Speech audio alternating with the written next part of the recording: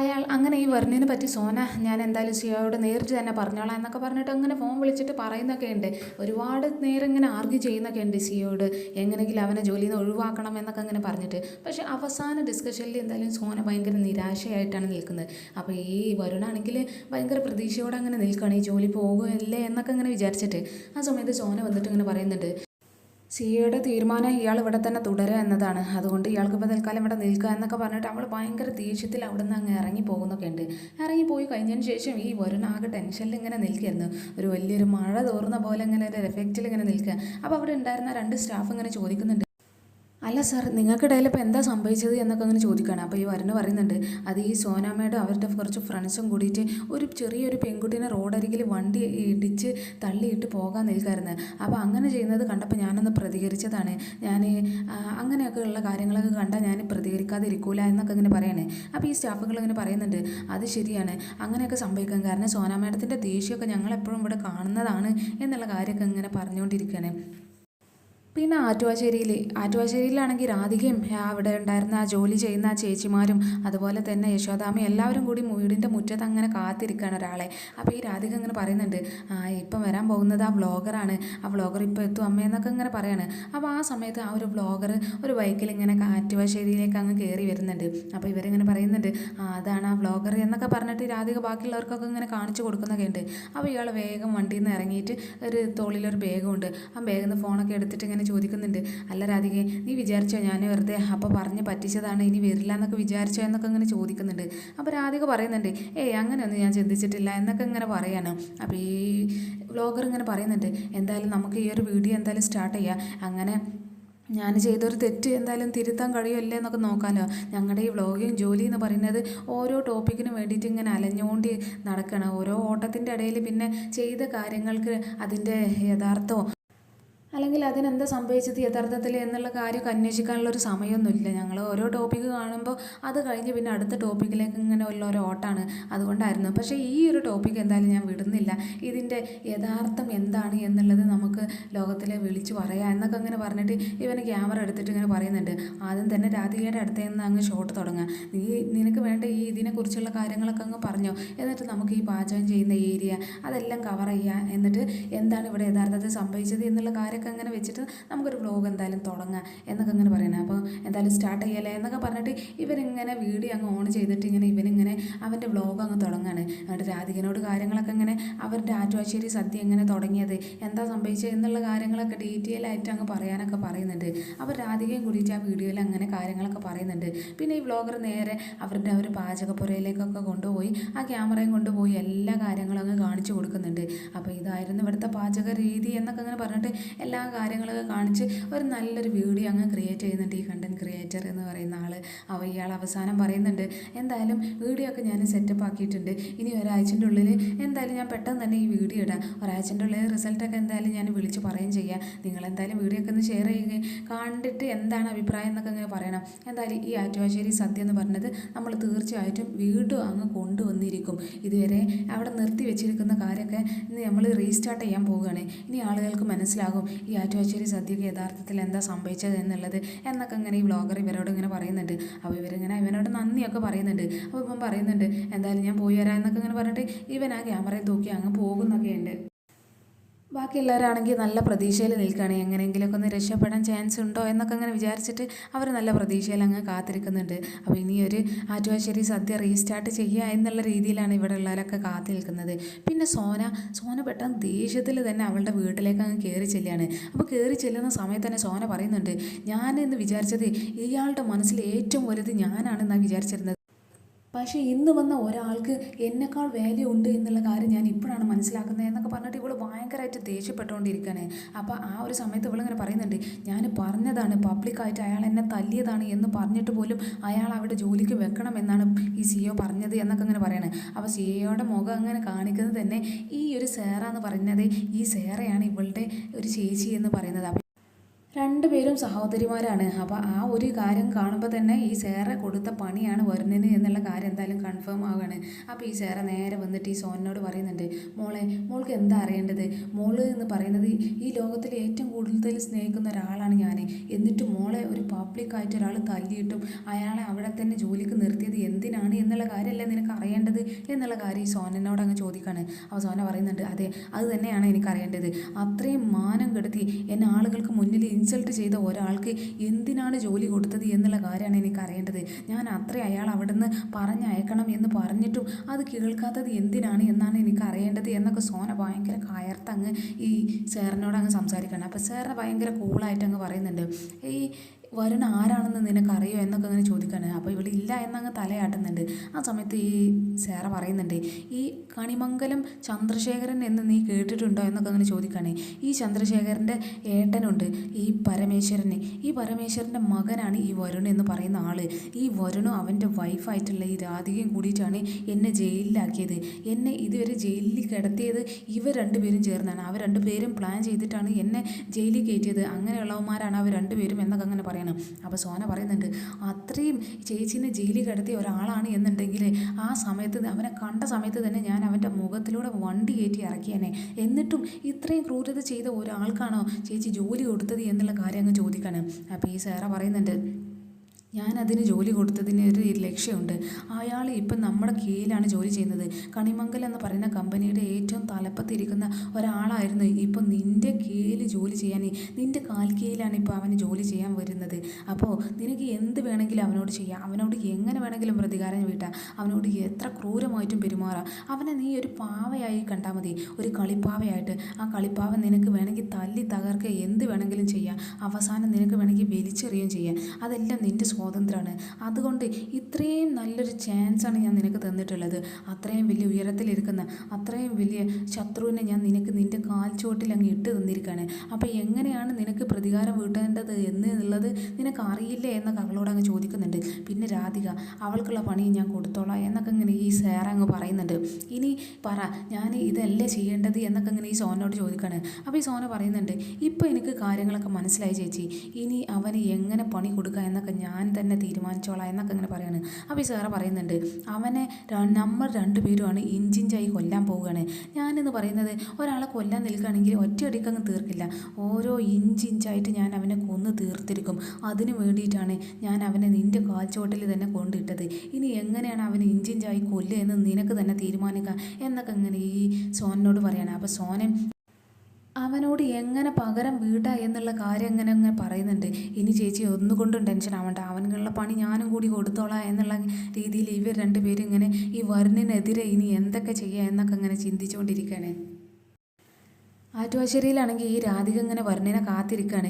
ഈ വരുണ് ജോലി കഴിഞ്ഞ് വരുന്നത് നോക്കിയിട്ട് അപ്പോൾ രാത്രി ആയിട്ടുണ്ട്. അവളിങ്ങനെ പുറത്തിറങ്ങി ഇങ്ങനെ നോക്കുന്ന സമയത്ത് എന്തായാലും വരുൺ അങ്ങ് കയറി വരുന്നുണ്ട്. അപ്പം കയറി വരുന്ന സമയത്ത് തന്നെ വരുൺ ഇങ്ങനെ രാധികനോട് ചോദിക്കുന്നുണ്ട്, അല്ല നീ എന്താ ഇങ്ങനെ പുറത്തിറങ്ങി നിൽക്കുന്നത് എന്നൊക്കെ ഇങ്ങനെ ചോദിക്കുകയാണ്. അപ്പോൾ രാധിക പറയുന്നുണ്ട്, അല്ല എനിക്ക് ആദ്യത്തെ ദിവസം അല്ലായിരുന്നോ ഇന്ന്, അത് എങ്ങനെ ഉണ്ടായിരുന്നു എന്നൊക്കെ അറിയാൻ വേണ്ടിയിട്ട് ഞാനിങ്ങനെ ഒരു ആകാംക്ഷയിൽ പുറത്തിറങ്ങി നിന്നതാണ് എന്നുള്ള കാര്യം ഇങ്ങനെ പറയാണ്. അപ്പോൾ ഈ വരുൺ പറയുന്നുണ്ട്, ഇന്നത്തെ ആദ്യത്തെ ദിവസം എന്ന് പറയുന്നത് ഒരു സംഭവ ബഹുലമായിട്ടുള്ളൊരു കാര്യം തന്നെയായിരുന്നു, ഒരു സംഭവം തന്നെയായിരുന്നു സംഭവിച്ചത് എന്നൊക്കെ അങ്ങനെ പറയാണ്. അപ്പോൾ രാധിക ചോദിക്കുന്നുണ്ട്, അതെന്താ ഒന്ന് പറഞ്ഞേ എന്നൊക്കെ അങ്ങനെ ഇവളങ്ങ് ചോദിക്കുന്നുണ്ട്.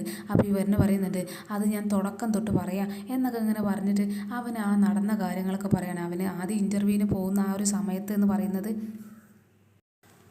കുറച്ച് പേര് ജീപ്പിൽ അങ്ങനെ പോകുന്നതും അത് ഈ സോനയും അവരുടെ സുഹൃത്തുക്കളും ആയിരുന്നു എന്നുള്ള കാര്യം, അതുപോലെ തന്നെ അവർ റോഡിലൂടെ ഇങ്ങനെ ഓരോ ബഹളം ഉണ്ടാക്കി പോകുന്ന സമയത്ത് ഒരു ചെറിയൊരു പെൺകുട്ടിനെ അവർ വണ്ടി തട്ടി അവർ നിർത്താതെ പോകാൻ വേണ്ടി ശ്രമിച്ച കാര്യങ്ങളും അത് ഈ വരുണ് കാണാൻ തടയുകയും ചെയ്തിട്ടും ഇത് പബ്ലിക്കായിട്ട് അവർ ഇങ്ങനെ ഇൻസൾട്ട് ചെയ്ത കാര്യങ്ങളും അവർ മോശമായിട്ട് സംസാരിച്ച രീതികളും എല്ലാം ഈ രാധികനോട് അങ്ങ് പറയാണ്. അവസാനം പബ്ലിക്കായിട്ട് അവർക്ക് ഒരു തല്ലൊക്കെ കൊടുത്തിട്ടായിരുന്നു അവന് തിരിച്ച് അവരെ കൊണ്ട് തന്നെ ഹോസ്പിറ്റലിലേക്ക് എത്തിച്ച കാര്യങ്ങൾ തുടങ്ങി അവിടെ എന്തൊക്കെയാണ് സംഭവിച്ചു എന്നുള്ള കാര്യമൊക്കെ രാധികനോട് അങ്ങ് പറയാണ്. അങ്ങനെ അവന് ഇന്ന് അവിടെ ഓഫീസിലേക്ക് പോയ സമയത്ത് അവിടെ ഉണ്ടായിരുന്ന ഈ ഒരു MD എന്ന് പറയുന്നത് ഈ സോനയായിരുന്നു എന്നുള്ള കാര്യം അവർ ഫോൺ വിളിച്ച് പറഞ്ഞതും എന്നെ തന്നെ അപ്പോയിൻമെൻറ്റ് ചെയ്തോളാനായി ഈ CEO പറഞ്ഞ കാര്യങ്ങളും എല്ലാം കൂടിയിട്ട് ഈ വരുന്ന ഈ രാധികനോട് അങ്ങ് പറയാണ്. അപ്പോൾ ഇതൊക്കെ കേട്ട രാധിക പറയുന്നുണ്ട്, അല്ല 2 ദിവസം കൊണ്ട് ഇത്രയും സംഭവിച്ചു എന്നൊക്കെ ഇങ്ങനെ ചോദിക്കാണ്. അപ്പോൾ വരുന്ന പറയുന്നുണ്ട്, ഇത്രയും സംഭവിച്ചു എന്നുള്ള കാര്യമൊക്കെ പറയാണ്. അപ്പോൾ ഈ രാധിക ചോദിക്കുന്നുണ്ട്, അല്ല ഇനി നിങ്ങളുടെ തീരുമാനം എന്താണ് എന്നൊക്കെ ചോദിക്കാണ്. അപ്പോൾ ഈ വരുന്ന പറയുന്നുണ്ട്, എന്ത് തീരുമാനം എന്നൊക്കെ ഇങ്ങനെ ചോദിക്കാണ്. അപ്പോൾ ഈ രാധിക പറയുന്നുണ്ട്, അല്ല അവരെ നമ്മുടെ പേഴ്സണലി നമ്മളെ ഇൻസൾട്ട് ചെയ്യാൻ പോവുകയാണ് എന്ന് അറിഞ്ഞിട്ടും ഇനി ഈ ജോലിയിൽ നിന്ന് ഒഴിവാക്കാനോ അല്ലെങ്കിൽ റിസൈൻ ചെയ്ത് പോരാനോ അങ്ങനെ എന്തെങ്കിലുമൊക്കെ ഒരു പ്ലാൻ ഉണ്ടോ എന്നൊക്കെ ഇങ്ങനെ വരുന്നതിനോട് അങ്ങ് ചോദിക്കാണ്. അവൻ വരുന്ന പറയുന്നുണ്ട്, ഇപ്പം അങ്ങനെയുള്ള യാതൊരു പ്ലാനും ഇല്ല, കാരണം നമുക്ക് വേറെ വഴിയില്ലല്ലോ. അപ്പോൾ ഈ കിട്ടിയ ജോലി കൊണ്ട് ഇനി അങ്ങനെ തെറിപ്പിച്ച് പോകാനുള്ള ഉദ്ദേശമൊന്നും ഇപ്പോൾ ഇല്ല.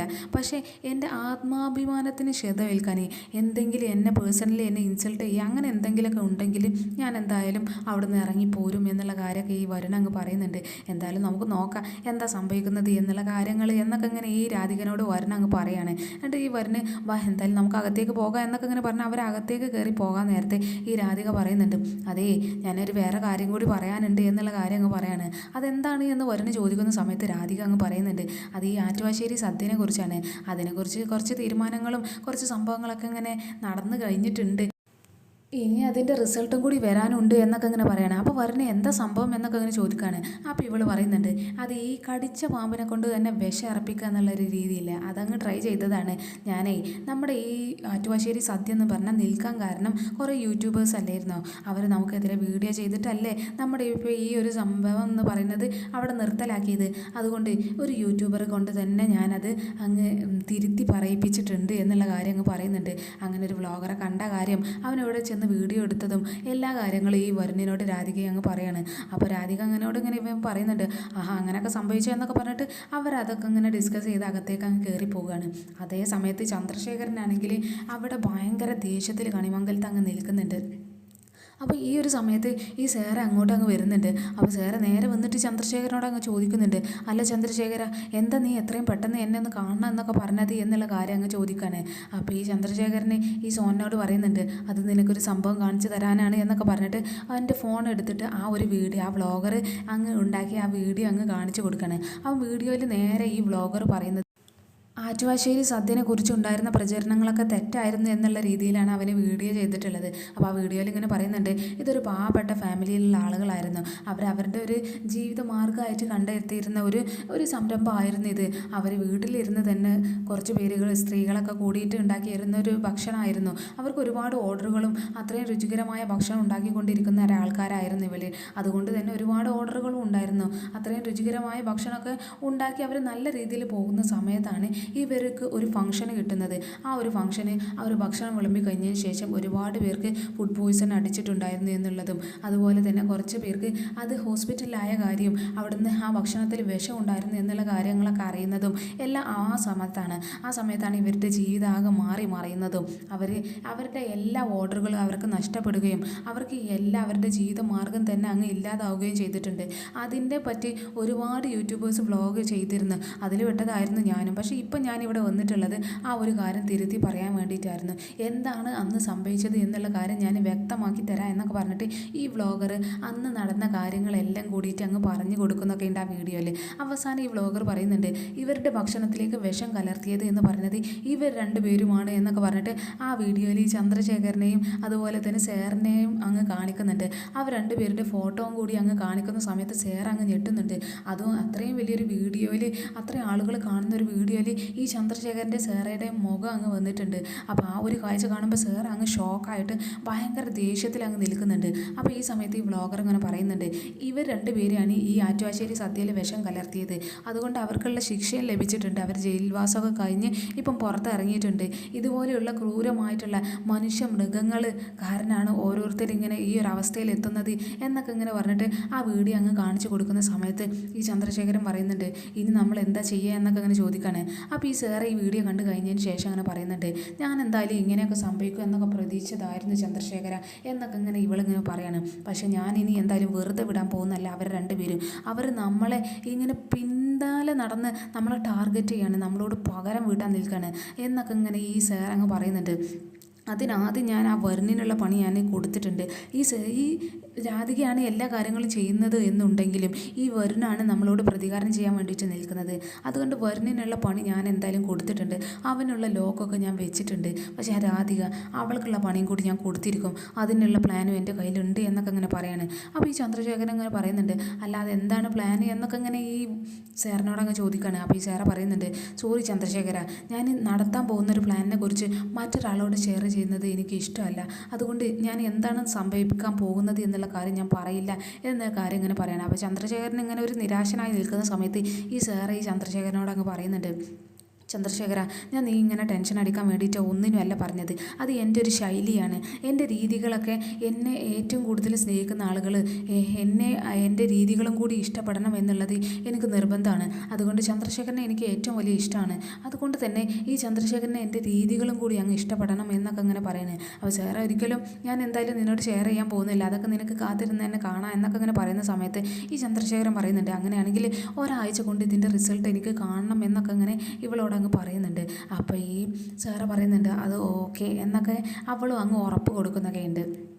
പിന്നെ ആണെങ്കിൽ ഈ ആറ്റുവാശ്ശേരിയിൽ ഈ വരുണ് രാത്രി അങ്ങ് കുളിച്ച് കിടക്കാൻ നേരത്ത് ഇങ്ങനെ അവനിങ്ങനെ തുമ്മുന്നൊക്കെ ഉണ്ട്. അപ്പോൾ ഈ രാധിക ഇങ്ങനെ ചോദിക്കുന്നുണ്ട്, അതെന്താ തുമ്മലൊക്കെ വന്നിട്ടുണ്ട് എന്നൊക്കെ ഇങ്ങനെ പറഞ്ഞിട്ട് അവൾ നേരെ രാസനാദി പൊടി എടുത്തിട്ട് അവൻ്റെ തലയിൽ അങ്ങ് തിരുമുന്നൊക്കെ ഉണ്ട്. അപ്പോൾ ഈ വരുണ് ഇതെന്താണ് എന്നൊക്കെ ഇങ്ങനെ ചോദിക്കുന്ന സമയത്ത് രാധിക പറയുന്നുണ്ട്, ഇനി നാളെ ജോലിക്കൊക്കെ പോകാനുള്ളതല്ലേ, അതുകൊണ്ട് പനിയൊന്നും പിടിക്കണ്ട എന്നൊക്കെ ഇങ്ങനെ പറയുന്നുണ്ട്. ആ സമയത്ത് എന്തായാലും എപ്പിസോഡ് അവസാനിക്കുന്നുണ്ട്.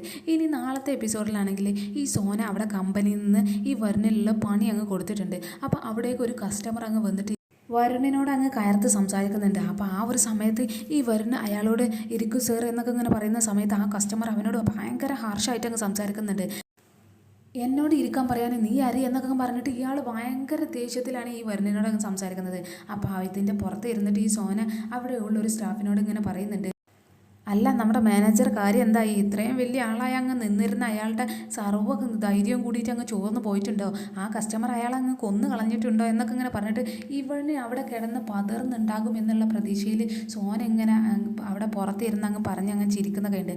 ആ സമയത്താണ് ഈ മാനേജറായിട്ടുള്ള വരുണും ആ ഒരു കസ്റ്റമർ വരുണ് നല്ല രീതിയിൽ അങ്ങ് ഡീൽ ചെയ്തിട്ട് സോനയുടെ അടുത്തേക്ക് അങ്ങ് കൊണ്ടുവരുന്നുണ്ട്. അപ്പോൾ ഇത്രയും ദേഷ്യത്തിൽ നിന്നിരുന്ന ഒരാളെന്ന് പറഞ്ഞാൽ അത്രയും കൂളായിട്ട് ഈ വരുണിൻ്റെ കൂടെ അങ്ങ് നിൽക്കുന്നത് കണ്ടിട്ട് ഈ സോന ഭയങ്കര ദേഷ്യത്തിൽ അങ്ങ് ആകെ അന്തം വിട്ടൊക്കെ അങ്ങനെ നിൽക്കുന്നൊക്കെ ഉണ്ട്. പിന്നെ ഈ സേറ നേരെ ഈ രാധികയൊക്കെ അങ്ങ് വിളിച്ചിട്ട് ഇങ്ങനെ ചോദിക്കുന്നുണ്ട്, അല്ല നീ നിൻ്റെ ആറ്റുവാശ്ശേരി സദ്യ വീണ്ടും തുടങ്ങി എന്നൊക്കെ അങ്ങനെ ചോദിക്കുകയാണ്. ആ സമയത്ത് ഈ രാധിക അവരോട് ഇങ്ങനെ പരിഹസിച്ച് ഇങ്ങനെ ചോദിക്കുന്നുണ്ട്, അതെന്താ ഓർഡറും എല്ലാം വേണോ എന്നൊക്കെ ഇങ്ങനെ ചോദിക്കുന്നൊക്കെ ഉണ്ട്. അപ്പോൾ എന്തായാലും ഈ സേറ അടുത്ത പണി ഈ രാധികയ്ക്ക് കൊടുക്കാനുള്ള പ്ലാനിങ് ആയിരിക്കും എന്ന് തോന്നുന്നുണ്ട്. അപ്പോൾ ഇനി അടുത്ത എപ്പിസോഡിൽ എന്തൊക്കെ സംഭവിക്കുക എന്നൊക്കെ നമുക്ക് കാത്തിരുന്ന് തന്നെ കാണാം. അപ്പോൾ ഇന്നത്തെ എപ്പിസോഡ് ഇവിടെ അവസാനിച്ചിരിക്കുകയാണ് ഗൈസ്. അപ്പോൾ ഓക്കെ, നാളെ കാണാം. ബൈ ആൾ.